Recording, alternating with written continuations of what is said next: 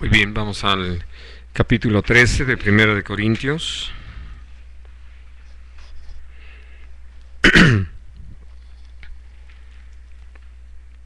Dice, si yo hablase lenguas humanas y angélicas y no tengo amor, vengo a ser como metal que resuena o címbalo que retiñe.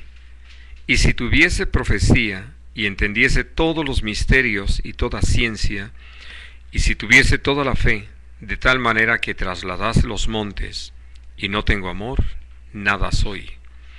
Y si repartiese todos mis bienes para dar de comer a los pobres, y si entregase mi cuerpo para ser quemado, y no tengo amor, de nada me sirve. El amor es sufrido, es benigno, el amor no tiene envidia, el amor no es jactancioso, no se envanece, no hace nada indebido, no busca lo suyo, no se irrita, no guarda rencor, no se goza de la injusticia, mas se goza de la verdad. Todo lo sufre, todo lo cree, todo lo espera, todo lo soporta. El amor nunca deja de ser. Pero las profecías acabarán y cesarán las lenguas, y la ciencia acabará. Porque en parte conocemos y en parte profetizamos. Mas cuando venga lo perfecto, entonces lo que es en parte se acabará. Cuando yo era niño, hablaba como niño, pensaba como niño, juzgaba como niño. Mas cuando ya fui hombre, dejé lo que era de niño. Ahora vemos por espejo oscuramente, mas entonces veremos cara a cara. Ahora conozco en parte, pero entonces conoceré como fui conocido. Y ahora permanecen la fe, la esperanza y el amor. Estos tres, pero el mayor de ellos es el amor. Como lo mencionábamos la semana pasada, hablando acerca de la relación entre nosotros en el cuerpo, Dios nos ha llamado a que esta relación no la veamos como algo gravoso, sino como la gran oportunidad de poder servirnos por amor los unos a los otros. Ahora, hablando acerca de esta situación, creo que viene a ser muy importante el poder recordar este pasaje en el capítulo 12, que les pido que leamos, hablando de estos versículos 25 al 26.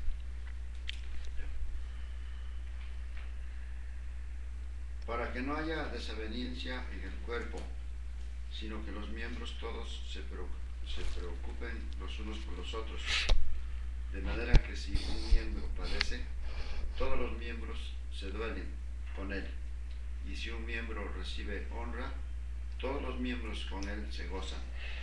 Así es.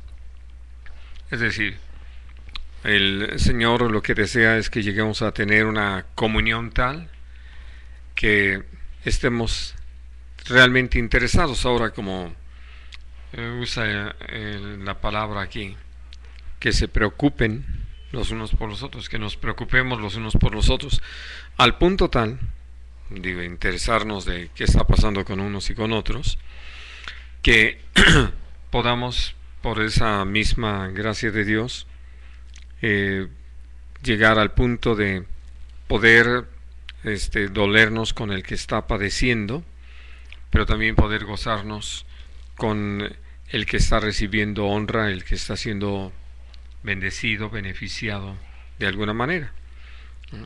Y entonces, por eso es que ahora sí que tenemos un universo ahí de experiencias para mantenernos muy vivos, de cosas donde al estar platicando entre nosotros, simplemente pues decimos, ¿y qué hay de fulano? Ah, pues como ahorita de Alejandra, pues ya no se quedó para muestra, ¿no? Ya nació el pequeño. Bueno, de pequeño, salud.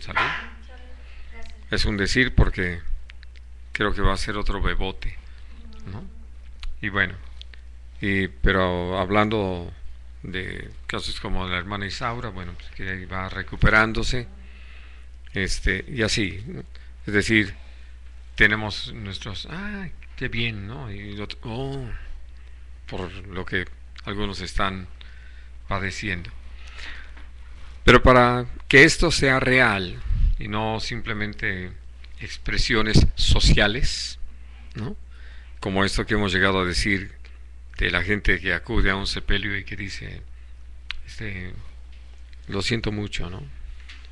Y que así uno podría decir, pues si no sabías de quién se trataba, ¿no? O a veces ni siquiera había contacto con la familia o algo como para que pudieran realmente sentirlo, sino que acuden porque no quieren dejar de hacer acto de presencia para que nadie les vaya a recriminar posteriormente su ausencia, ¿no? Pero no hay lo que el Señor desea, lo que corresponde al camino más excelente, al amor. Y entonces, al hablar acerca de esto que ya leímos ahí en el capítulo 13, puedo mencionar algo muy importante.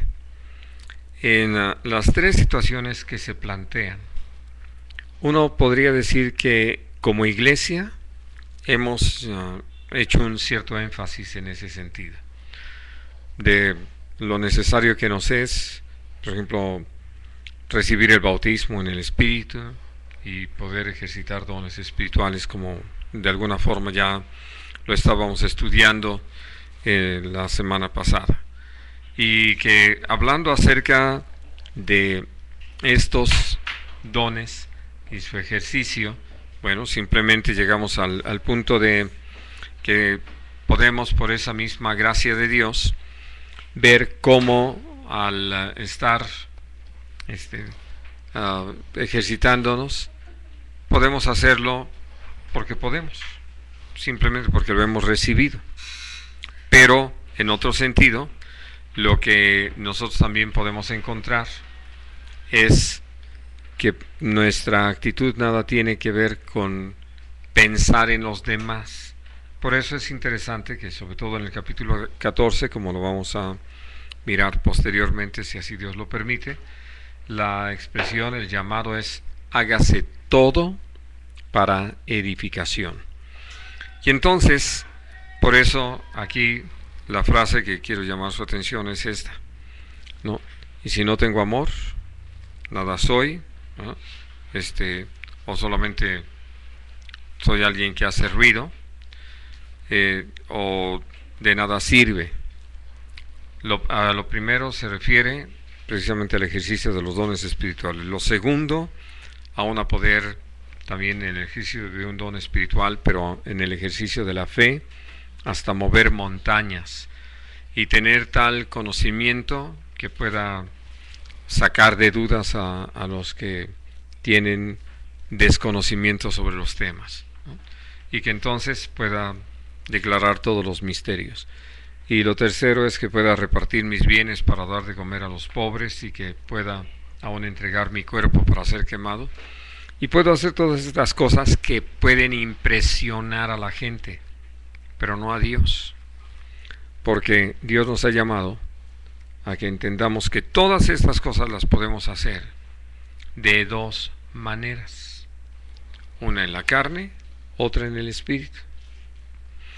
Y es interesante porque, hablando acerca de las lenguas humanas y aún angelicales, que vienen como resultado de el bautismo en el Espíritu Santo, o la profecía, o tener el conocimiento para declarar los misterios, o la fe para trasladar los montes, uno diría, pues ya eso es de orden espiritual.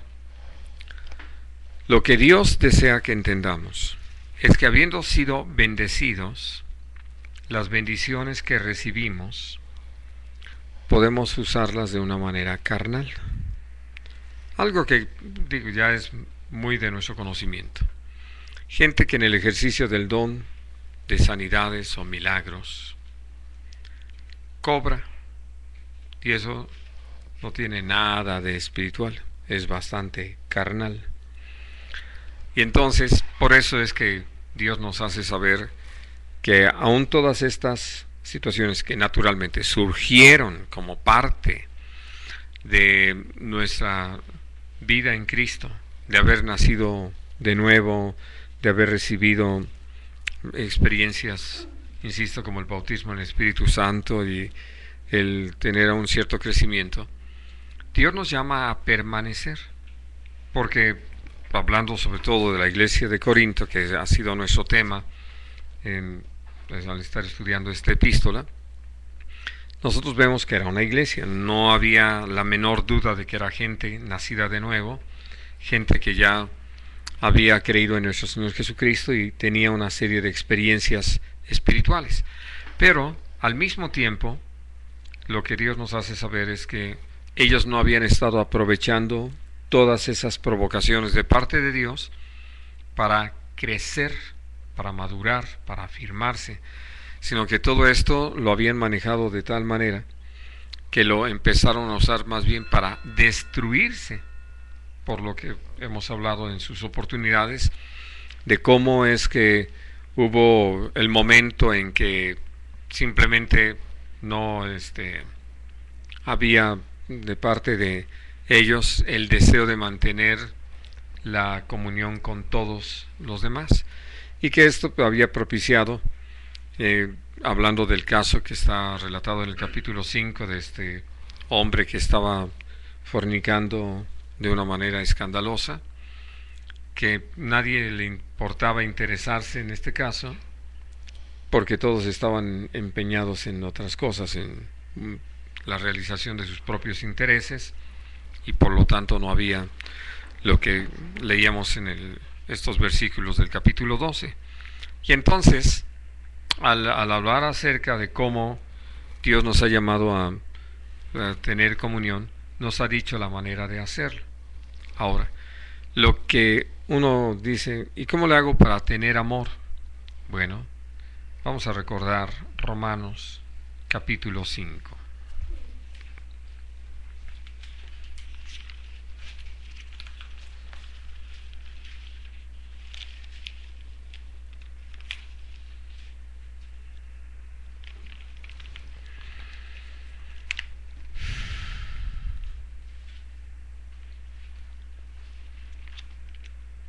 Y vamos a leer el versículo 5. Sí.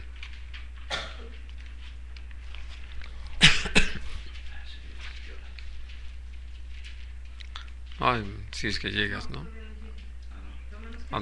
5, ¿ya? 5, 5. 5, 5.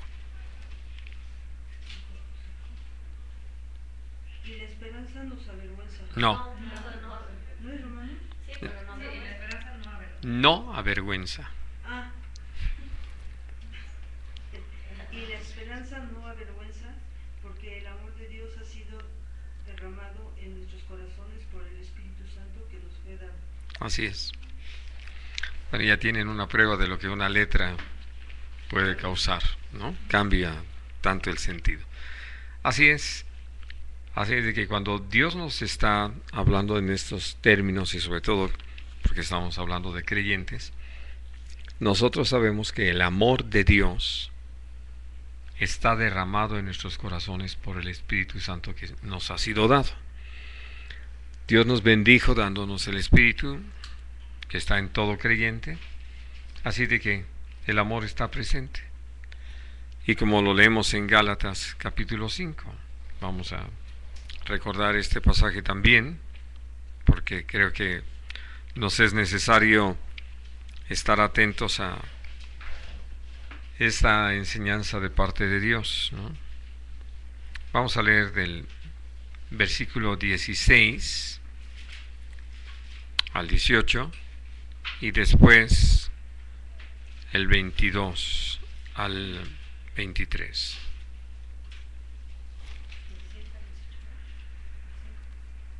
Digo pues, andad en el Espíritu y no satisfagáis los deseos de la carne, porque el deseo de la carne es contra el Espíritu y el del Espíritu es contra la carne, y estos se oponen entre sí, para que no hagáis lo que quisierais. Pero si sois guiados por el Espíritu, no estáis bajo la ley. ¿22? Sí.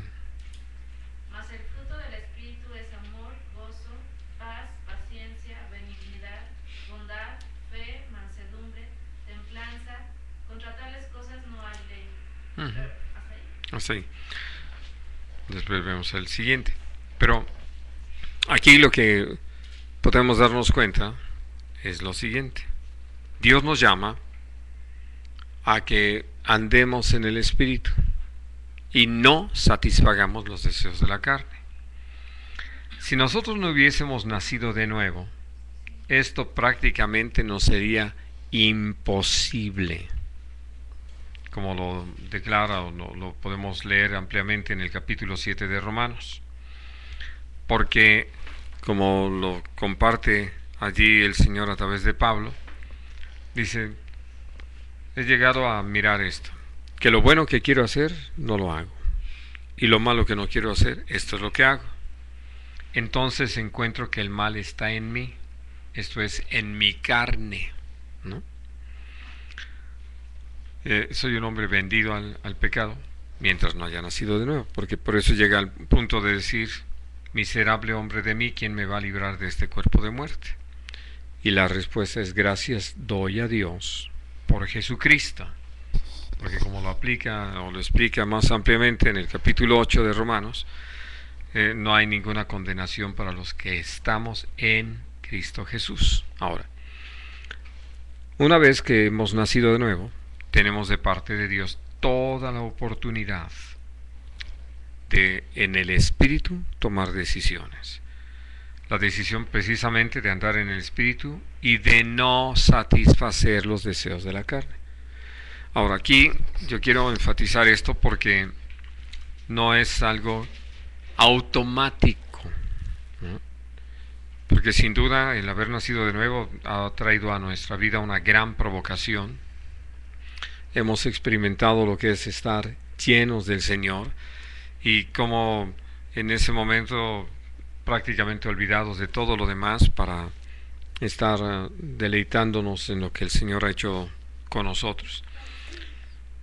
Pero tal parece que pasando un poco de tiempo nos olvidamos de esta maravillosa obra, o sea, dejamos de recordarla, de renovarnos en ello, de agradecerla, y entonces volvemos a viejas prácticas, viejas actitudes.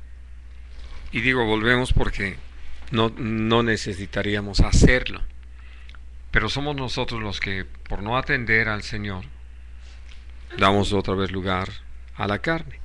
Y Dios nos ha llamado precisamente a entender que ya al nacer de nuevo hemos quedado capacitados, listos para poder vivir una experiencia totalmente diferente por su gracia, donde en esa decisión de no andar de acuerdo a lo que nuestra carne nos pida, lo que es el deseo de la misma, pues nosotros entonces podemos caminar en el Espíritu.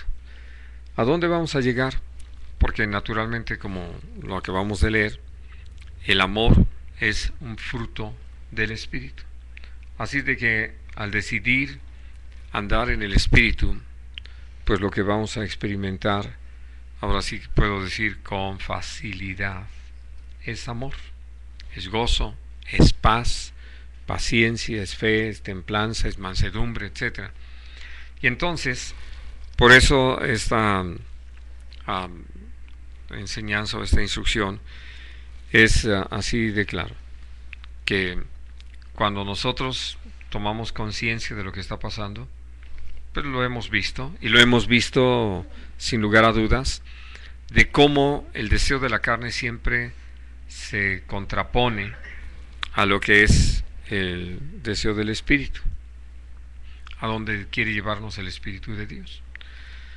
Y lo que vamos a considerar hoy, o empezamos ya a considerar ahí en el capítulo 13 de 1 Corintios, tiene que ver con lo que ese fruto del Espíritu en nosotros nos lleva a vivir, ¿no? Que por eso, empezando, les decía, por todo lo que en un momento dado pudiéramos nosotros resaltar de experiencias que ya se viven en el ámbito de la iglesia, y que les hemos dado una importancia suprema, muy por encima aún de la práctica del amor, que creemos que esto se vuelven como nuestras condecoraciones, ¿no? El hecho de que ya llevo varias montañas movidas, ¿no? Y he descubierto muchos, o dado a conocer muchos secretos, y he profetizado asuntos que se han realizado, como si esto fuera de nosotros. Allí lo que podemos mirar es que viviendo experiencias que Dios tiene preparadas para nosotros como sus hijos, usando la frase de Efesios 2:10, estas buenas obras que Dios tiene preparadas para que andemos en ellas, andando en ellas, teniendo la oportunidad de vivirlo, pues simplemente podemos manejarlas de dos formas. He citado mucho lo que Pedro dice el día que aquel paralítico es sanado, porque le dice a la gente que se congregó para verlos: ¿por qué nos miran a nosotros? Como si por nosotros éste hubiera recibido completa sanidad. Es por la fe en su nombre, en el nombre de nuestro Señor Jesucristo, que éste ha recibido completa sanidad en presencia de todos ustedes. Él tuvo, al igual que todos, la oportunidad pues de adjudicarse en ese momento el beneficio, la sanidad hecha a este hombre, y pudo haberlo dicho así, ¿no? Sí, somos gente de Dios, soy un siervo de Dios, yo para eso estoy, ¿no? Y parecería que todavía se manejaba dentro de un marco aceptable, pero la verdad es que ya estaba yendo por un camino diferente. Él, realmente ubicado y decidiendo caminar en el Espíritu, no le dio lugar a su carne, no aceptó ningún reconocimiento sobre su persona, sino le dio toda la gloria al Señor. Y entonces, por eso, lo que Dios nos llama a mirar es en situaciones así, igual que le pasó a Juan el Bautista, en el momento en que la gente empieza a responder, pues entonces de parte de los principales sacerdotes, los fariseos, le mandan preguntar, ¿no?, que si acaso era el Cristo, de quién se trataba. Y él pudo aprovecharse de que ya los que presidían al pueblo, y aún en la línea espiritual o religiosa, les estaba dando un cierto reconocimiento, tenían una cierta duda sobre su persona, y él hubiera podido: sí soy, ¿no? Y lo digo en razón de todos los que ya lo han hecho, porque como Jesús nuestro Señor lo advirtió, se van a levantar no solamente falsos profetas, falsos maestros, sino también falsos cristos. Y nosotros ya tenemos noticia de cuántos han estado siguiendo a hombres, entregándose a las enseñanzas de esos hombres y pues recibiendo su recompensa en su extravío, ¿no? Por eso, cuando hablamos acerca de cualquiera de estas situaciones, aún esto de repartir los bienes entre los pobres, o aún de sacrificarse, ¿no?, entregar el cuerpo mismo, pues uno diría: se necesita amor para hacer eso. No necesariamente, y Dios nos los está haciendo saber. Por eso Dios nos ha dicho con toda claridad que Él conoce nuestro corazón. Él sabe cuál es la real intención de las cosas que hacemos, qué es lo que estamos buscando. Así de que por eso nos llama a que veamos el camino que es más excelente. Que sin duda los dones son importantes, son una bendición de parte del Señor, y Dios desea que se queden así, como una bendición, y no que se conviertan en un tropiezo, en algo que cause daño tanto al que los ejercita como a aquellos sobre quienes son ejercitados o a favor de quienes son ejercitados. Y entonces, por eso ya lo que vemos a partir del versículo 4 es esto: las dos primeras declaraciones. El amor, por un lado, es sufrido, y por otro lado, benigno. Ahora, cuando nosotros hablamos de sufrir, estamos hablando de padecer, Y cuando el Señor usa esta expresión para el amor, es que el amor está dispuesto a padecer por ser, ¿no? Porque una de las cosas que hemos descubierto, no necesitamos ir muy lejos, Dios nos ha dado la oportunidad de vivirlo aún dentro del hogar, es que para poder mostrar a alguien nuestro amor, o no tanto por mostrarlo, sino simplemente por amar, es decir, llevar a cabo lo que es la acción del amor, uno puede pensar en que esto nos ha llevado a estar dispuestos a que si alguien tiene que mojarse, yo me mojo por amor a los demás. Si alguien tiene que exponerse al calor, yo me expongo por amor a los demás, ¿no? Si alguien tiene que privarse de algo, yo me privo por amor a los demás, ¿no? Es decir, que ya después de haber considerado que puedo aún entregar mi cuerpo para ser quemado, puedo entender que en razón de la acción pareciera que estamos hablando de lo mismo.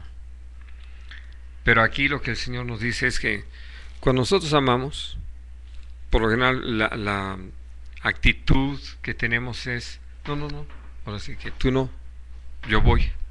O sea, yo tomo tu lugar, yo estoy dispuesto a sufrirlo. Lo que mejor podemos hablar en ese sentido es lo que está allí en Hebreos capítulo 12. Como nuestro Señor Jesucristo, por amor a nosotros, sufrió la cruz. Y no estamos hablando de el sufrimiento físico solamente, sino que ahí mismo dice, estuvo dispuesto a sufrir el oprobio, la deshonra, de ser castigado o ejecutado como un criminal, como un inicuo, como un impío, siendo que él caminó en justicia, en verdad y todo. Por eso cuando el apóstol Pablo le escribe a Timoteo, quien ya tiene una responsabilidad en la iglesia de Éfeso, le dice, tú pues sufre penalidades como soldado, ¿no? Y hablando de lo que ahora nos es muy claro para nosotros, ahora que en estos últimos días que se ha estado hablando mucho de lo que parece que está ya confirmado, de la manera en que fue abatido este delincuente, este capo, pues dentro de el enfrentamiento, los marineros, los soldados de la marina, tuvieron que, en primer lugar, estar de guardia, no sé cuántas horas, expuestos allí al sol, porque la zona donde se presentó el evento no es una zona que esté ahorita baja la temperatura, están altas, bueno, extremosas, diríamos, porque en las mañanas sí hay, entre la mañana y el mediodía o las 3 de la tarde sí hay una gran diferencia, y allí están, ¿no? Y de pie, vigilando. Y entonces, por eso cuando dice, tú sufres como penalidades como soldado de Jesucristo, pues nosotros tenemos a la vista, y muy fácil de tomar en cuenta lo que significa, ¿no? Y además, expuestos como han estado tantos y que han perdido la vida, a que lleguen estos delincuentes y para evitar ser detenidos o inspeccionados, pues simplemente empiezan a abrir fuego, y muchos han quedado heridos, otros han muerto, pero son de las penalidades que se sufren como soldados. Y entonces cuando hablamos acerca del amor, que el amor es sufrido, pues vamos en ese mismo sentido. Pero hay una cosa importante, estamos dispuestos a sufrirlo con gozo, porque hemos considerado que lo que nosotros podamos sufrir va a beneficiar a otros.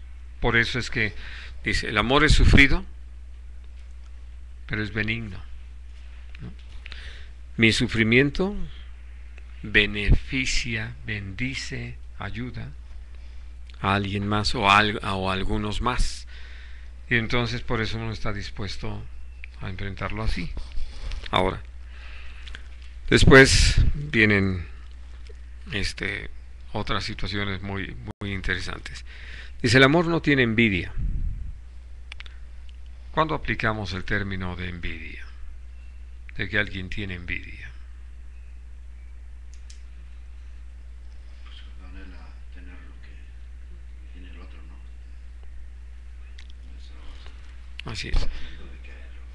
Y si recordamos lo que estábamos leyendo en el 12:26, dice que como miembros del cuerpo de Cristo, entonces cuando alguno de los miembros recibe honra, todos nos gozamos.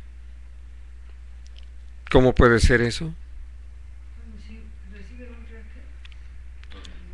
Cuando te digan que sí a tus cuadros. Y que uno dice, ay, ¿cómo hay así y a mí no? ¿No? Pero cuando uno ama, uno dice, qué bueno, ¿no? Ay, gracias a Dios, por fin, ¿no? Cosas así. Entonces, por eso dice, no tiene envidia. En vez de decir cómo a ellos sí les hacen caso, cómo a ellos sí les va bien, cómo ellos sí tienen, cómo ellos sí logran, cómo ellos sí pueden, no tenemos eso, sino qué bueno que pueden, qué bueno que tienen, qué bueno que saben, ¿verdad? Qué bueno que están. ¿Por qué? Porque uno ama. Vamos, si sigue en el mismo contexto. Y puede ser que la condición en la que yo me encuentre sea de sufrimiento. Y viendo a otros que están, pues, ahora sí que recibiendo beneficios, bendiciones, sí, descansando. Cuando yo amo, digo, de veras me alegro de que ellos estén bien, de que los hermanos estén disfrutando. Y no empiezo a decir, claro, aquellos disfrutando y ni les importa cómo estoy yo acá, ¿no? Sino al contrario. Por eso quiero insistir en lo que leíamos en Gálatas 5. Si yo ando conforme a la carne, entonces vaya que voy a tener envidia. Pues sí, no voy a poder alegrarme o gozarme con los que reciben bendiciones, beneficios. Bueno, y luego como llega a suceder, ¿no? Que uno sufre lo que al Señor le parezca para que otros sean beneficiados, y cuando ve uno el beneficio que los otros reciben, uno dice, claro, y ni las gracias, ¿no? Sí. Entonces, por eso de veras es maravilloso crecer en el amor, porque algo que necesitamos entender es que el amor es suficiente. Amar es suficiente. Sin duda hay resultados, pero lo que quiero enfatizar es esto, y creo que ustedes han tenido sus propias experiencias para entenderme, que aunque no me lo agradezcan, no porque no tengan responsabilidad en ese sentido, pero no lo estoy esperando, vamos, no lo hice por eso, y creo que lo hemos dicho en muchas ocasiones, no fue eso lo que me movió, no fue ese mi interés. No estaba yo esperando que me aplaudieran, me reconocieran, me levantaran un monumento. No. Porque realmente quise ser una bendición. Y esto nos lleva al punto de lo que dice ahí la palabra de Dios en cuanto a las ofrendas. No sepa tu izquierda lo que hace tu derecha. Es decir, aunque la gente no sepa ni siquiera a través de quién recibió esa bendición y que conllevó o tuvo que ver con un cierto sufrimiento por parte de quien se dispuso a hacerlo. Ahora, lo siguiente que ustedes pueden ver, ahora sí es el opuesto. No es jactancioso, ¿no? No estoy presumiendo de que, ¿qué tal? Nada más para que vean que a mí Dios sí me oye. Ya tengo esto, ya me dio aquello, ya me respondió en esta situación. No, el amor no es jactancioso. Porque podemos reconocer que si algo tenemos, si algo somos, si algo podemos, es tan solo por la gracia de Dios. Y algo que es muy importante, esto es lo que nos lleva aún a pensar en los que en este momento están padeciendo. Y entonces aún estar dispuestos a no solamente orar por ellos, sino aún si Dios quiere usarnos en alguna medida, poder bendecirlos, ¿no? Y ahí es donde entra lo siguiente, no es vanidoso. Porque ya creo que ustedes saben que cuando Dios nos permite llevar a cabo alguna acción en beneficio de los demás, como lo mencionaba hace unos momentos, a veces queremos colgarnos la acción como una condecoración, ¿no? De que, oye, ya supiste que fulanito que ya se le resolvió la situación, o ya recibió esto, ya tuvo aquello. Pues claro, como no lo voy a saber, ¿quién crees? ¿Verdad? ¿Quién crees que estuvo atrás de esto, no? Y claro, alguien sabio le va a decir, el Señor. ¿Por qué? Porque cuando nosotros perdemos de vista que no somos más que instrumentos en manos del Señor, pues siempre vamos a querer tener un reconocimiento. En cambio, cuando amamos, lo que menos nos importa es envanecernos, presumir que hemos sido nosotros, ¿no? Digo, a diferencia de la jactancia, donde hablábamos de cuando hemos recibido algo y algunos lo quieren manejar en el marco de que como ellos sí andan bien, como ellos sí son creyentes, como ellos sí hacen lo correcto, entonces por eso reciben. Y no es por eso. Realmente hemos ido aprendiendo que Dios en su misericordia nos ha dado en muchas ocasiones lo que no merecemos, ¿no? Es decir, que al ser bendecidos no podíamos decir, es que como oré mucho y ayuné y estuve haciendo esto y aquello, ¿qué otra cosa podía suceder? Pues ha habido quienes han sufrido mucho, padecido mucho, se han entregado y no han recibido en razón de eso, es decir, no ha sido compensada su acción, pero están contentos, están agradecidos porque lo han hecho por amor, por gratitud a Dios y en el deseo de bendecir a los hermanos. Y entonces, por eso cuando vamos creciendo en el amor, pues lo que menos nos importa es envidiar lo que otros tienen, ¿no? Estamos agradecidos con lo que Dios nos ha dado. Sabemos que tenemos lo necesario y le agradecemos a Dios que a otros les dé lo que les está dando y que rogamos porque les dé gracia para que puedan bien administrarlo o entenderlo en el verdadero contexto. Tampoco presumimos si nosotros llegamos a tener más que los demás, porque creo que pueden entender lo que les voy a comentar, que a veces entre pastores, ¿no? Ya no me ha tocado vivirlo porque creo que he dejado de convivir con algunos de los que se manejan en ese sentido, de que llegan y también es pastor, sí. ¿Y cuántos hay en tu congregación? Y entonces cuando uno dice bueno, así como que, y quieres que eres pastor con esa cantidad de personas, y hay ese desprecio, ¿no? Hay la jactancia de que ellos tienen más y que han logrado más, como si una buena cosecha o un buen número de creyentes o gente comprometida con Dios fuera un asunto de hombres y no del Señor, ¿no? Y luego pues también lejos, gracias a Dios, de la vanidad de presumir que las cosas sucedieron porque yo estaba allí, ¿no? Y eso se pudo llevar a cabo porque yo hice, o yo dije, o yo puse, ¿no? Y realmente no hay nada de eso. Cuando uno ama, por eso les decía hace un momento, uno no está satisfecho por el solo hecho de amar. Ya lo demás que venga como consecuencia, como fruto, como resultado, como añadidura, pues el Señor lo sabe, lo determina. Pero lo que a uno lo deja satisfecho es eso, amar, ¿no? Por eso no tenemos problema para amar a nuestros enemigos. Y no tenemos problema para orar por los que nos persiguen, de bendecir a los que nos maldicen. ¿Por qué?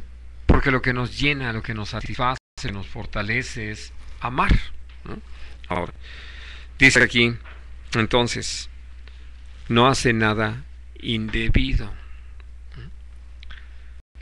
Ustedes deben conocer esta frasecita de que el fin justifica los medios, ¿no?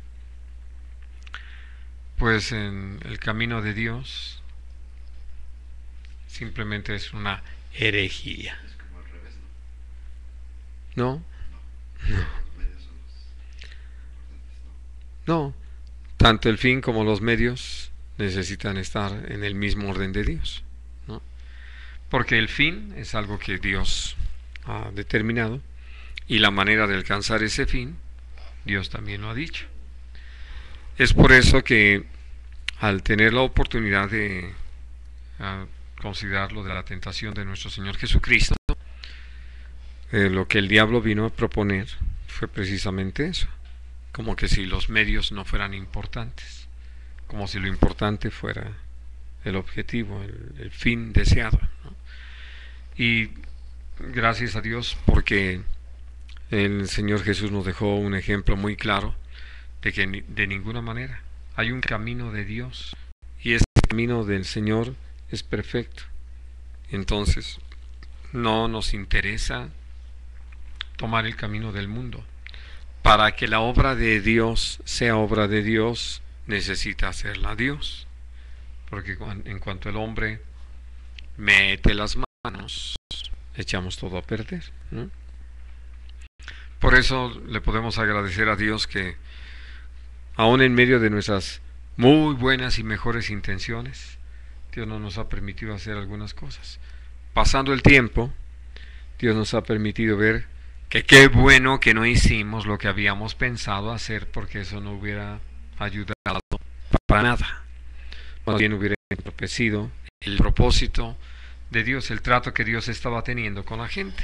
Bueno, y entonces por eso dice, el amor no busca lo suyo. No está pensando en cómo obtener beneficios de esto, de aquello. Está viendo más bien cómo bendecir a los demás, ¿no? De qué manera los demás van a ser bendecidos, beneficiados, ayudados, provocados para bien. Y entonces, por eso no hacemos lo indebido. ¿Por qué? Porque quien hace lo indebido evidentemente está buscando ya lo suyo. Ya lo que quiere es que está dispuesto, déjenme decirlo como lo han presentado en muchos de los héroes, ¿verdad?, en las películas, que son los que quebrantan la ley, que son los que hacen cosas fuera del orden, y esos son los héroes, porque esos, según eso, son los que le atinan y los que aciertan y los que terminan logrando las cosas. Y así lo ha presentado el mundo, y nosotros hasta hemos aceptado llamarlos héroes, cuando en realidad han actuado en forma indebida. Nosotros vemos a nuestro Señor Jesucristo como ese maravilloso y perfecto ejemplo de la forma de vida. Todo lo que nuestro Señor Jesucristo llevó a cabo es una enseñanza en ese sentido. Él pudo haber callado a sus detractores rápido y haciendo cosas, vamos a decir, como lo que después nuestro Dios guió al apóstol Pablo hacer con aquel mago Bar Jesús. Pero no lo hizo, porque no era lo debido, no era lo conveniente, no iba a servir para el propósito para el cual estaba aquí. Y entonces, por eso cuando llegamos a entender que Dios nos ha llamado a seguir un camino que nos puede parecer muy largo, y que siempre tendremos nosotros la tentación de que en lugar de esperar en Dios, ¿por qué no le acortamos? ¿No? ¿Por qué no buscamos la forma en que esto sea más rápido? Bueno, pues empezamos a hacer cosas indebidas, fuera del orden de Dios. Bien, ahora dice, no se irrita. ¿Cuándo nos irritamos, mis queridos hermanos?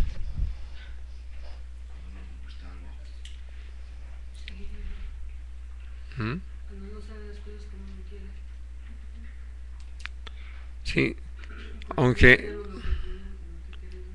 está ligado a el enojo, al malestar,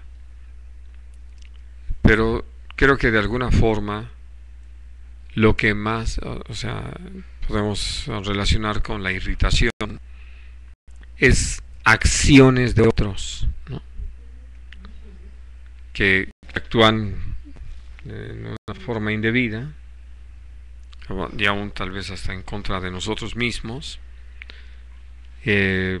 desobedeciendo órdenes, desatendiendo a instrucciones, en fin, o haciendo cosas que uno les ha pedido, cosas así, nos irritan, ¿no? Y cuando uno habla de una irritación, habla de, por ejemplo, algo que se produce sobre todo en nuestra piel, ¿no? Que algo talló allí, o se empieza una infección o alguna cosa y se irrita la piel, y hablamos en esos términos. Es decir, es una reacción hacia una acción, algo que principalmente alguien está haciendo, y naturalmente tiene que ver con que no salen las cosas como yo quería, porque yo hubiera querido que aquellos no se comportaran así. Y es muy interesante porque al usar ustedes el término enojo, aquí dice no se irrita, y si decimos que es igual a enojo, no se enoja. Claro que sí se enoja. Para decirlo claramente, el amor se enoja, Dios se enoja. Y lo que dice, por ejemplo, allí en el libro de Números, le pregunta Dios a Moisés, ¿hasta cuándo me ha de irritar este pueblo? Hablando de que la forma de actuar del pueblo en desobediencia, en murmuración, pues estaba irritando a Dios, era para irritar a Dios. Gracias a Dios que, como Él es amor, no se irritó en ese término, pero sí estaba haciendo saber que la forma de actuar del pueblo provocaba irritación. Solamente que el Señor no es gobernado por eso, que eso es lo que hemos aprendido también con respecto al enojo, porque hay cosas que nos enojan. El problema es que nosotros nos irritemos. Ya entonces es una reacción de nuestra parte al enojo que nos está provocando la acción de otros, o la desacción, ¿no? Con eso de que ya le podemos poner des a todo, la inacción de otros, la omisión, el descuido, en fin. Y entonces, por eso cuando habla de que no se irrita, es que no nos dejamos gobernar por el enojo. Hemos aprendido a tener esa templanza que también forma parte del fruto del Espíritu, de lo que ya hemos hablado en otras ocasiones y en otros estudios, ¿no? Y dice algo muy importante, que es lo siguiente: no guarda rencor. Así, ¿algo que me enojó? Ok. ¿Cuál es la diferencia? Y sí anhelo que ustedes lo puedan mirar conmigo. entre el castigo que Dios aplica, y lo leemos claramente en la Biblia, porque entonces parecería que Dios sí se dejó irritar y reaccionó en razón de eso. ¿Cuál es la diferencia entre haberme enojado por algo que estuvo mal hecho y tomando en razón de lo que la persona o personas hicieron mal, aplicarles un castigo y guardar rencor? Es decir, lo mismo, me enoja por algo que hicieron y guardo rencor y aplico un castigo. ¿Qué va a pasar? ¿Dónde va a estar la diferencia?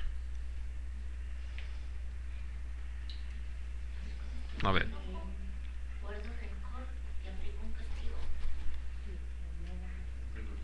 O me enojo, pero no guardo rencor y aplico un castigo.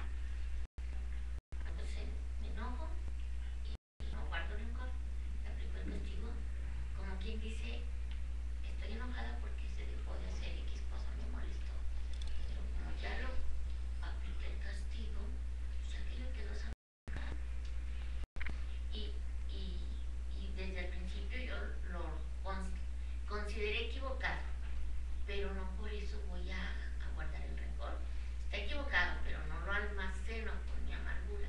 Si lo hiciste mal, estoy enojada, me quebraste tal cosa, bueno, pues ahora vas a pagar tal cosa. Y quedó. O así sobre eso, cualquier otra cosa.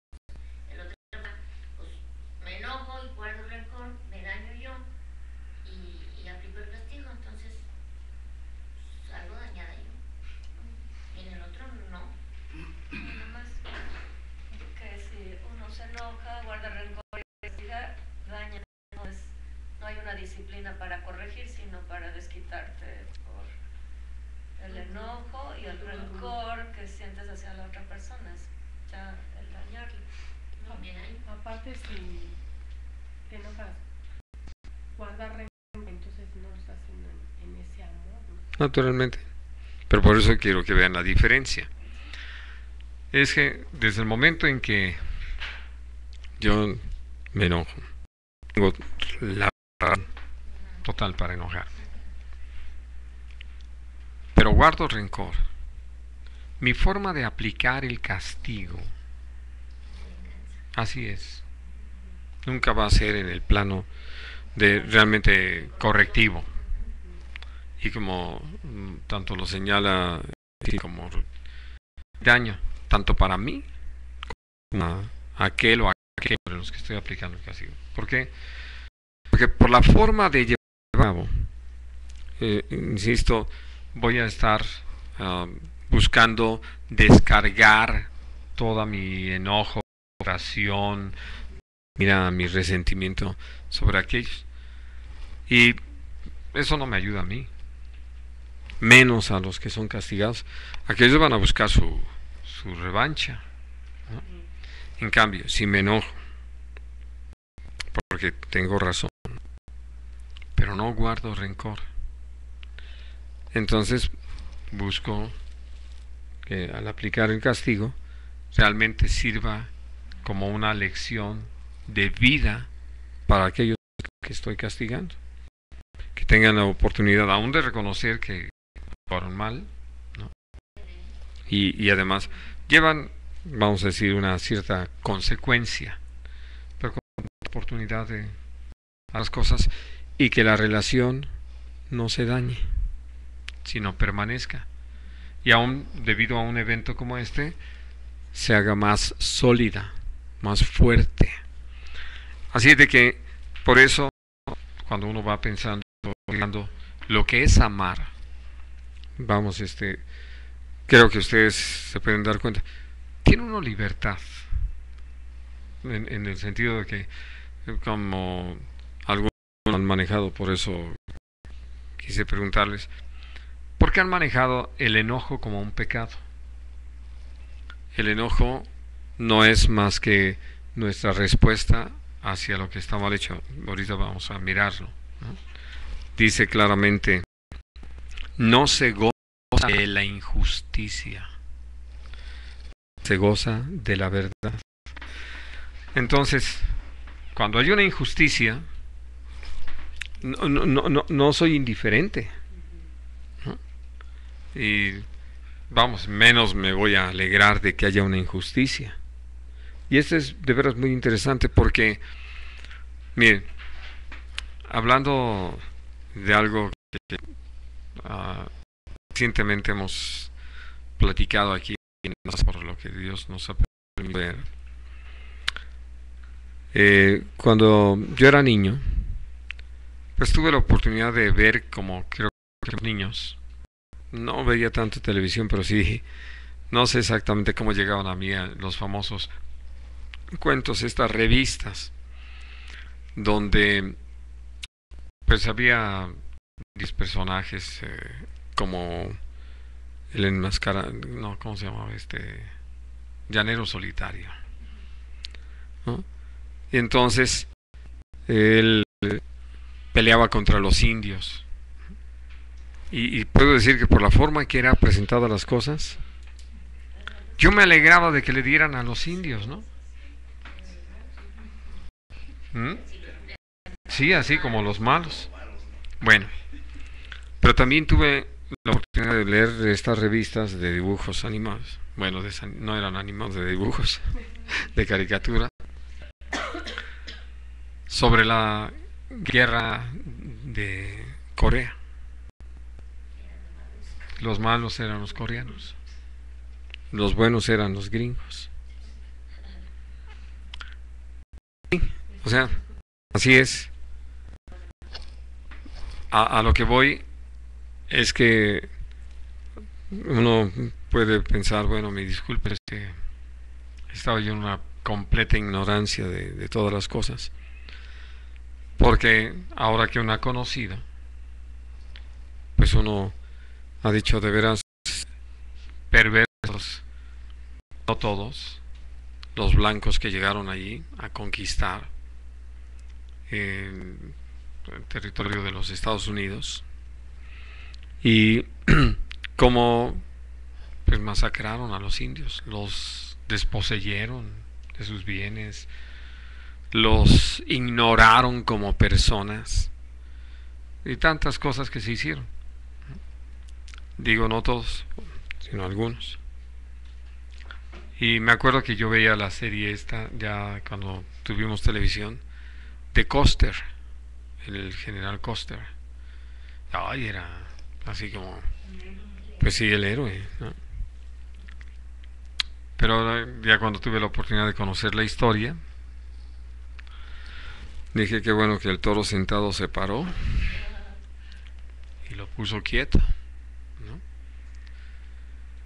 Y uno puede entender que también hubo indios que empezaron a actuar muy mal, ¿no? Aún en desobediencia a lo que los mismos jefes de las tribus estaban decidiendo hacer, y que esto también provocó otras tantas reacciones. Bueno, pero de la misma manera, hablando de los negros esclavizados, ¿no? Cuando uno ve todo eso, uno dice, no me puedo gozar de eso, y aún le cuesta a uno trabajo entender cómo es que hubo gente que, conociendo la palabra de Dios, lo veía como cualquier cosa, o sea, con un desprecio hacia la vida. Sí, y bueno, esto ha seguido. Marco estos casos porque uno los conoció de niños, ¿no? Vamos, yo leí la famosa historia de la cabaña del tío Tom y lo veía casi como normal que los blancos tuvieran sus esclavos negros trabajando sus plantaciones y todo. Sí, puedo decirles, sí me encariñé con el tío Tom, ¿verdad? El hombre negro tan bondadoso a pesar de todas las cosas, Beulah, la nana negra también. O sea, tantos casos así tan especiales. Pero hablando de cómo es que Dios nos hace conocer su palabra, ubicamos muchas cosas, aún entendemos el problema mismo de la esclavitud. Lo que el Señor dice, aún hablando de cómo fue su decisión que su pueblo fuera esclavizado como consecuencia de su pecado.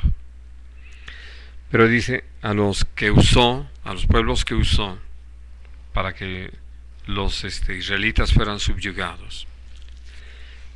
Ahora sí que se les pasó la mano. O sea, el Señor dice cómo es que fueron crueles, fueron más allá de lo que realmente era la voluntad de Dios. Todo lo que necesitaban era haber sido subyugados. Sí, Dios sí habló, profetizó de qué iba a suceder, de cómo iban a llegar y a atravesar a las mujeres que estaban preñadas, iban a coger a los pequeños y a estrellarlos contra las piedras, pero no estaba diciendo que era su voluntad que así se hiciera, ¿no? Sino que Dios les avisó que así iba a suceder, que así iban a actuar esos pueblos. Pero por eso Dios también trajo castigo sobre esos pueblos que usó para tener este trato. Y mientras más va uno atendiendo a todo lo que Dios va diciendo, pues más nos vamos dando cuenta de esto que Yerli compartía, pues ya va a ser que 4 domingos atrás, bueno, por lo menos 3 domingos atrás, que creo que fue toda una bendición hablar precisamente de que siempre se hace la voluntad de Dios. Yo he usado una expresión, vamos a decir, más corta, él se dio a la tarea de ampliarla, que el asunto es de qué lado estamos, si con el Señor o contra el Señor. Porque en los ejemplos que usó, me acuerdo de que usó del faraón, lo que sucedió a través del faraón fue la voluntad de Dios. O sea, el faraón estaba cumpliendo la voluntad de Dios, pero no es porque quisiera cumplir la voluntad de Dios, él estuvo todo el tiempo ajeno a que eso era la voluntad de Dios. A diferencia de Moisés, ¿no?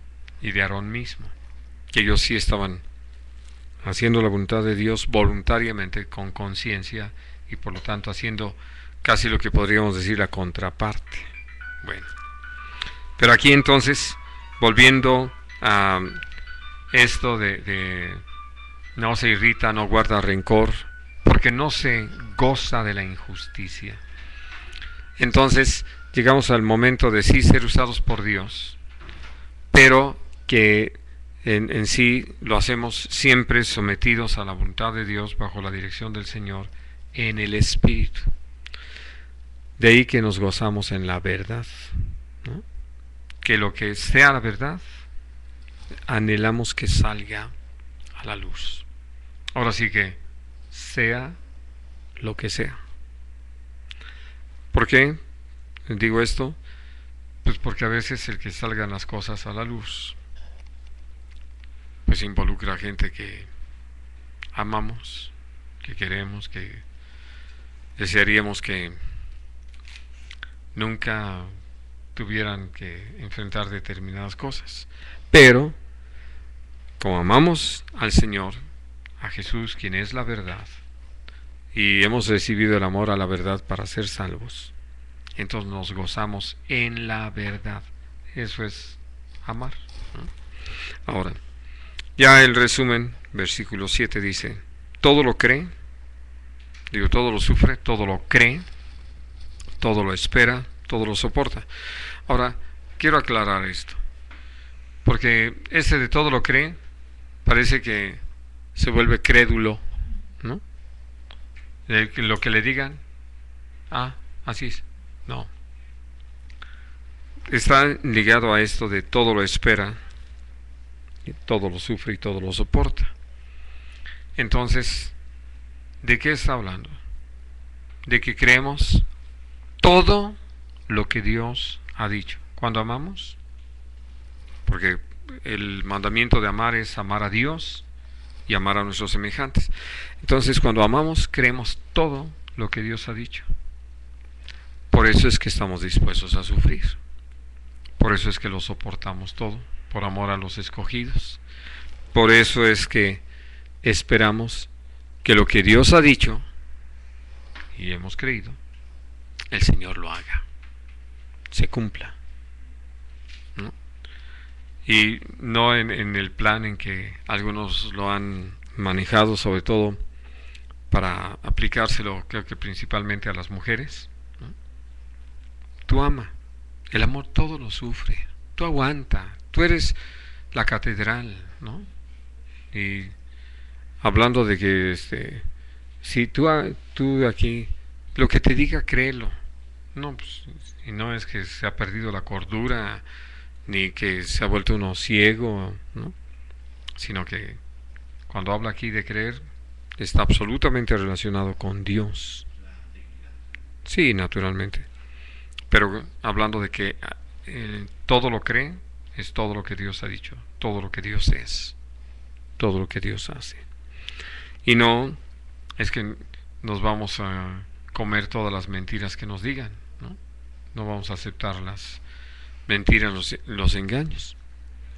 Y lo más interesante, el amor nunca deja de ser.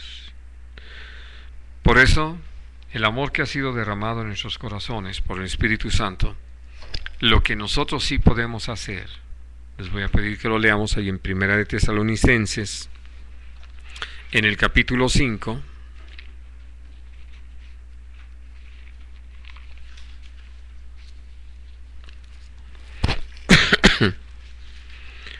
y en el versículo 19.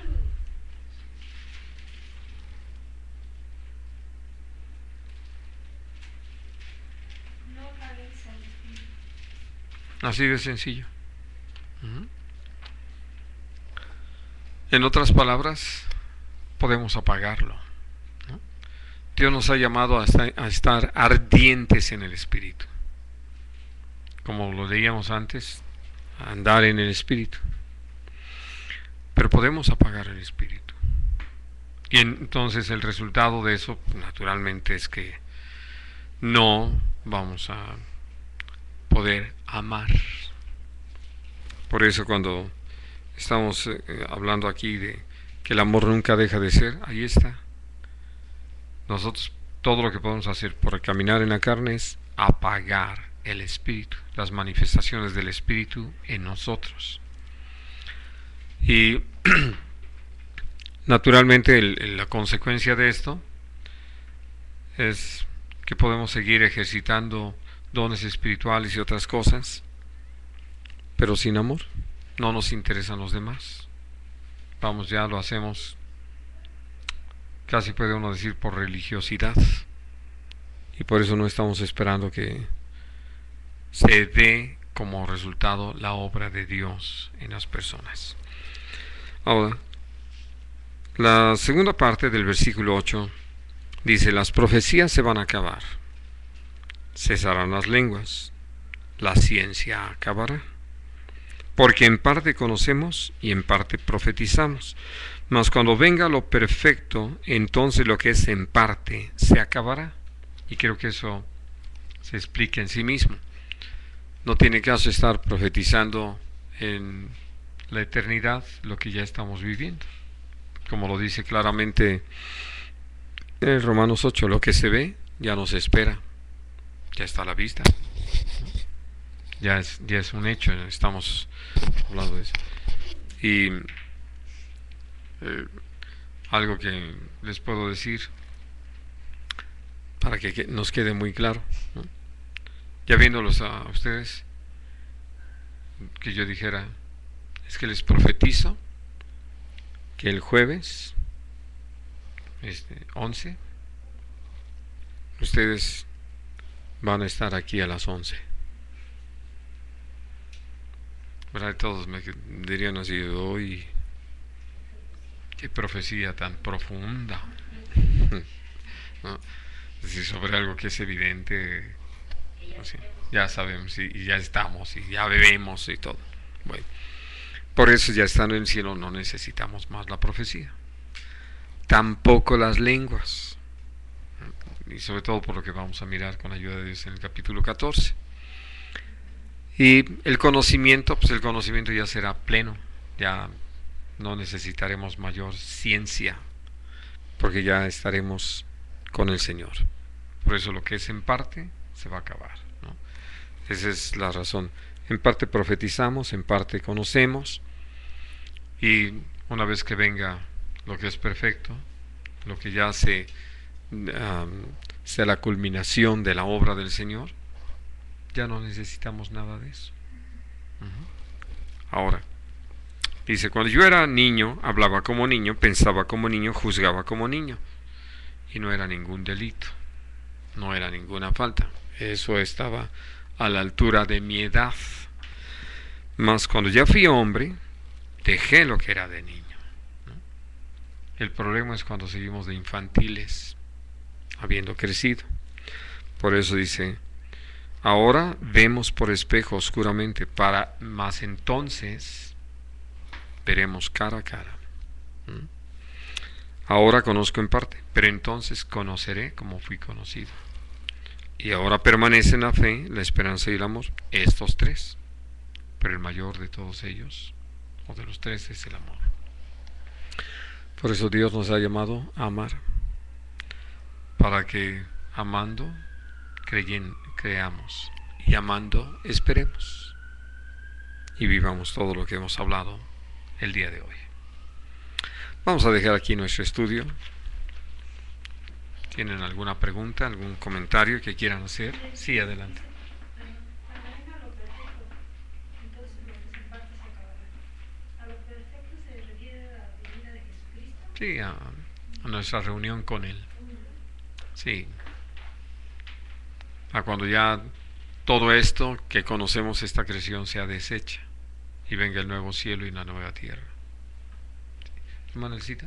Mire, esto es de la clase pasada. Ah, ok. Lo que pasa es que hasta que lo volví a leer, dije, no,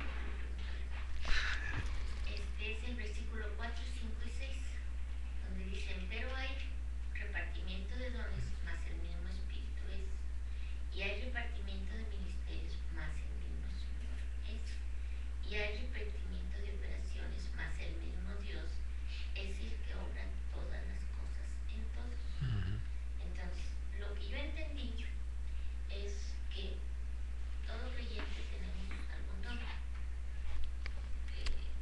Aquí dice, pero dice, Señor, es por el Espíritu Santo. Bueno, así entendí, no sé si estoy bien o mal. Hay repartimiento de dones, más el mismo Espíritu es. Entonces, si todos tenemos un don, que es lo que entiendo, no sé si estoy bien. La primera pregunta. No, No. no. Tenemos al Espíritu, Pero al Espíritu no, Santo. No quiere decir que tengamos forzosamente por tener el Espíritu un don. No. No, por eso, perdón, para que quede más claro. Sí. Por eso dice más adelante, que procuremos espirituales dones. Si ya los tuviéramos, Bueno, no habría. aunque sea uno, no lo tenemos. No. Sí, ¿podemos No. tenerlo o no? No tenemos. Al tener el Espíritu Santo no tenemos forzosamente un don. Puede, pero puede que no. Bueno, ok. La otra dice, y hay repartimiento de ministerios, más el mismo Señor es. Entonces aquí, ¿el don está ligado con el ministerio o no? No está ligado. ¿Por qué? Porque los dones, como lo hablamos la semana pasada, son para todos los creyentes. Todos somos llamados a procurar espirituales dones, a anhelarlos. Pero ya los ministerios son algo que el Señor, nuestro Señor Jesucristo, escoge entre nosotros, como lo hizo en su momento con los apóstoles. De entre todos los discípulos, escogió a 12 para apóstoles. Entonces, lo sigue haciendo así. Y por eso dice, subiendo a lo alto, llevó cautiva la cautividad y dio dones a los hombres. Y Por eso dice, y puso a unos apóstoles y a otros profetas, a otros evangelistas, a otros pastores y maestros. Entonces es el Señor el que escoge quién es el que va. Ahora, evidentemente, sí, para cualquier tarea Dios nos capacita, no nos llama y nos deja a nuestras fuerzas o nuestra capacidad. Y lo que podemos ver es una expresión muy interesante de parte del apóstol Pablo en 1 Timoteo 1:12, si no me equivoco, que dice que le da gracias al Señor por haberlo tenido por fiel para ponerlo en el ministerio.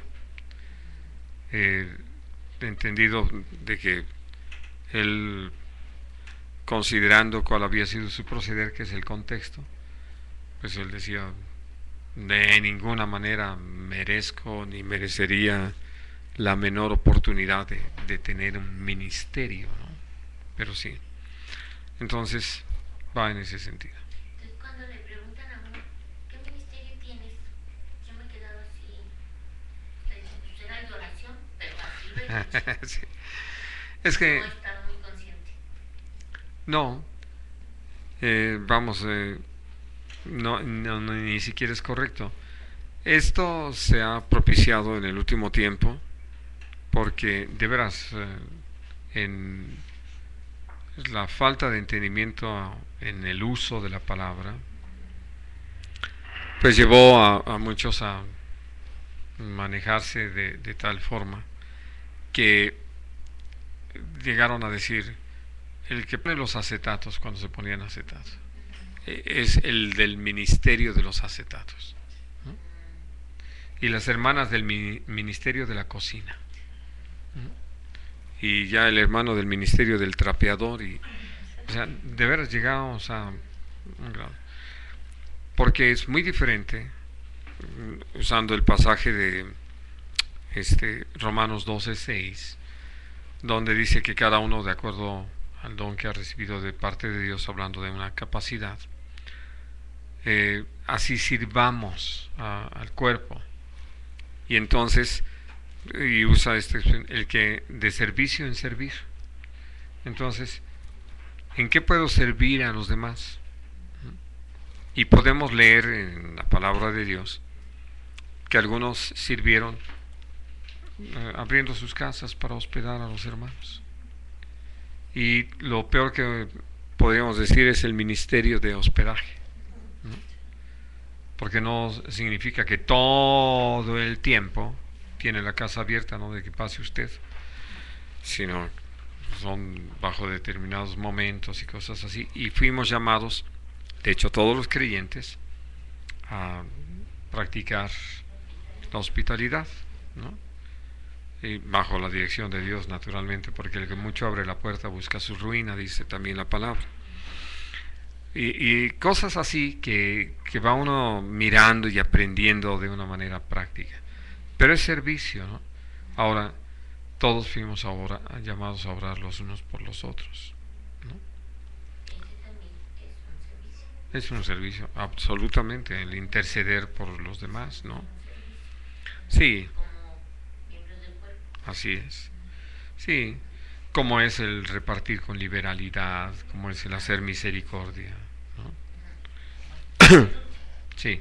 Dice el 6, y hay repartimiento de operaciones, mas el mismo Dios es el que obra todas las cosas en todo. Uh-huh. Entonces, ¿A qué se refieren las operaciones? operaciones. Puede ser de hígado, no, sino todo lo que tiene que llevarse a cabo, todas las cosas que tengan que llevarse a cabo, es nuestro Padre Celestial, ¿sí?, quien determina, ¿no? Y vamos a decir, hablando de la predicación del Evangelio, ¿quién determina eso? Nuestro Padre Celestial.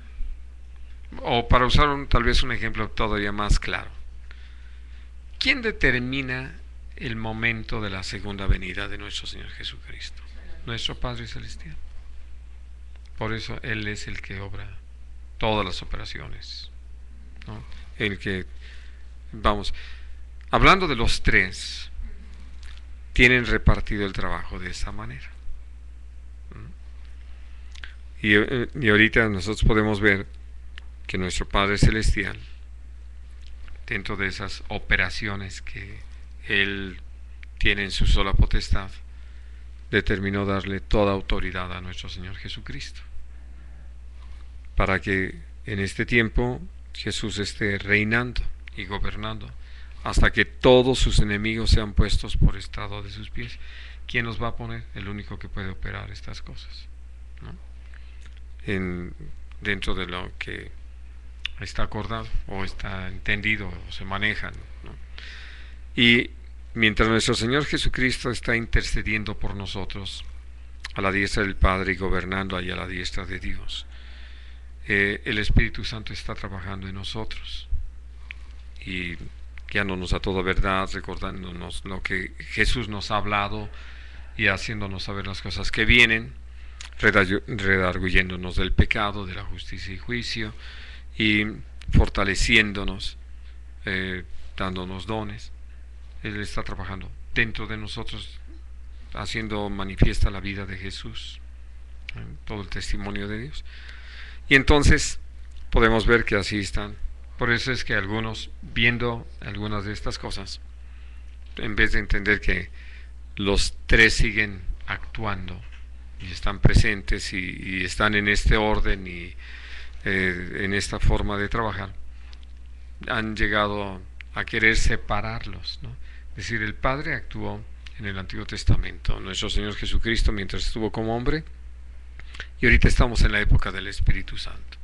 Y por eso tantos cantos al Espíritu Santo, lo de buenos días Espíritu Santo, la oración fuerte al Espíritu Santo, cosas así, que simplemente mirando en la palabra no tienen base. Entonces, por eso, mirando lo que Dios inspiró a hombres como Pablo, como esto que estamos considerando, nos damos cuenta que hay un orden entre ellos, hay una forma de trabajar y de hacer todas las cosas, ¿no? Sí. Entonces, a ver, Sí. están aquí mencionados. Sí. De sanidad, de hablar en lenguas, de interpretación, todos. Esos, si yo tengo ese anhelo en mi corazón, lo pido a Dios, Señor, dame dones para servir. Ministerios. Los ministerios son los 5 que menciona la Biblia. Y Dios escoge del pueblo a quien le va a dar ministerio en ese pueblo. Así es. Las operaciones fueron cuáles, las que O sea, todas las obras que haya de llevarse a cabo. todas las obras. Sí. Eso es nuestro Padre Celestial. Así es. Y los ministerios son exclusivamente para los hombres. Ah, los ministerios son exclusivamente. Sí. Y entonces los de Débora de profetizar otra vez. Sí, lo que mencionábamos. En primer lugar, Sí, pues es el clásico. sí. Y por eso les digo, y el único en 4,000 años de historia, ¿no? Dios habla de cómo hace todo un juicio. Si ustedes recuerdan, les citaba yo lo de Isaías 3:12, que es un juicio de parte de Dios el que una mujer esté gobernando. Ah, sí, eso sí. Y tiene que ver con la cobardía de los hombres, que pudieran... En el caso de Débora, actuó eso. Barak era un cobarde en ese momento. Sí, y lo mostró, ¿no? Bueno, y ella- Tenía una actitud, pues. Miren, es como en muchos hogares, ¿no? Que muchos hombres, tristemente, digo, esto se ha multiplicado, abdican de su responsabilidad y ya que la mujer se encargue, y como se encarga, qué bueno, ¿no? Y yo feliz de la vida aquí. Sí.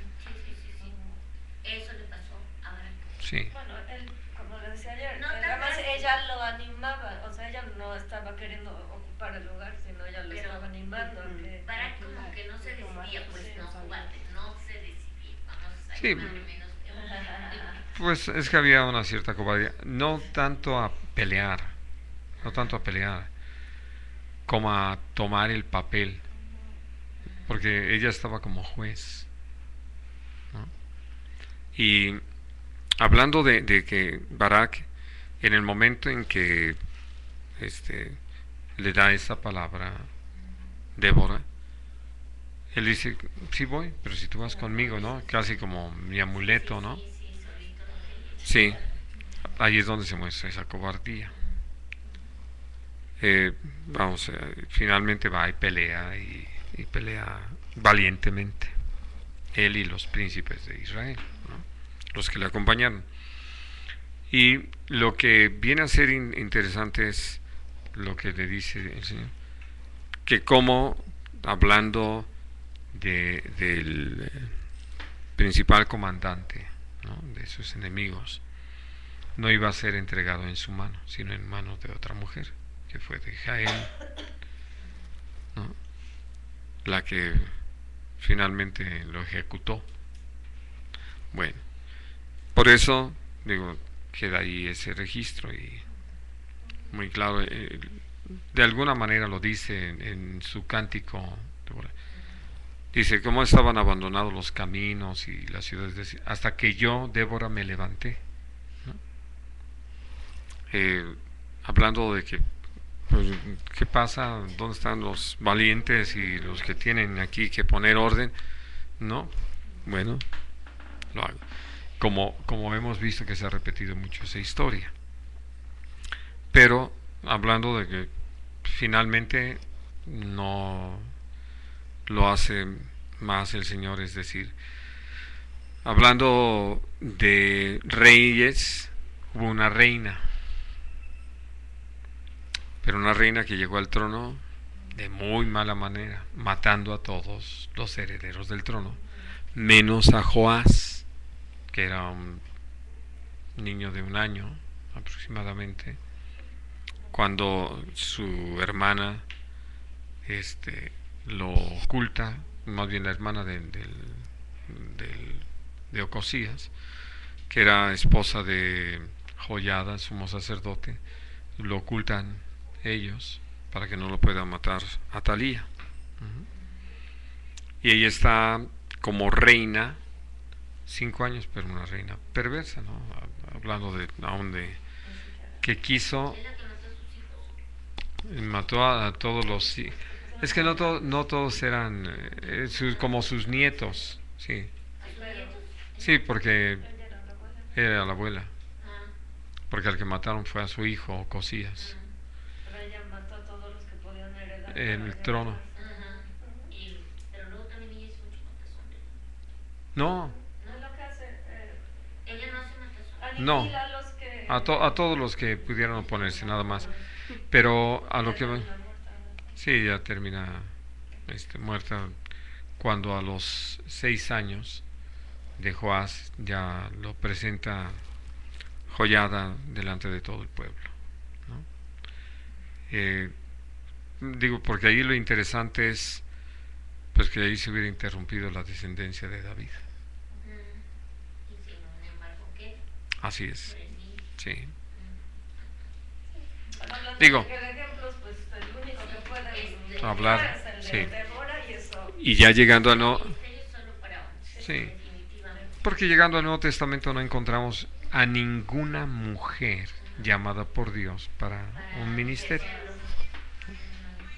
Sí. Jorge, del versículo 12. Bueno, gracias. ¿De quién? Ahora vamos por espejo oscuramente, mas entonces veremos cara a cara.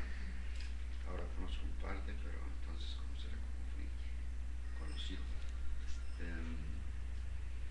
Se refiere como vemos hoy a nuestro Señor Jesús, no lo vemos, Pues a todo lo que podemos saber de él, todo lo podemos saber. que evidentemente, por mucho que querramos imaginarnos, no nos imaginamos la gloria, no nos imaginamos su gloria. Y entonces lo veremos en la realidad. Claro, y aún uno puede confesar cómo hemos ido creciendo en el conocimiento de todas las cosas. Y por eso, por mucho que conozcamos, conocemos en parte. Por eso es que necesitamos las profecías, que nos hablan de lo que no conocemos, de lo que nos es oculto, de lo que no podemos percibir. Por eso dicen parte profetizamos. Sí. Muy bien. ¿Alguna otra cosa? ¿No? Muy bien.